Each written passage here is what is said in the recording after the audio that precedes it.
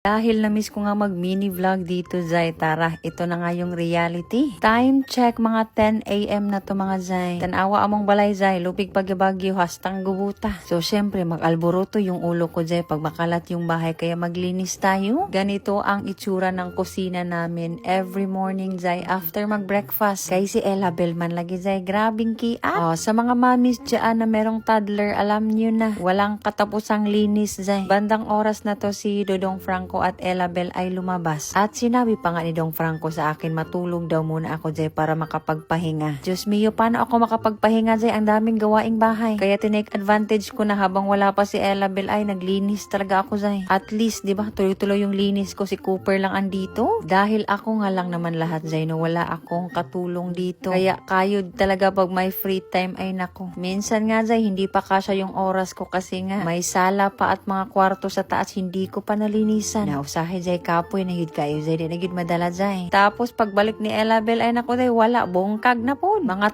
30 minutes lang malinis yung bahay, Zay. After yan, wala na naman. Bitaw ay laban lang, ganyan talaga yung buhay, nanay. Nahala, see you sa part 2, Zay, kasi hindi pa ako natapos. Bye, be kind.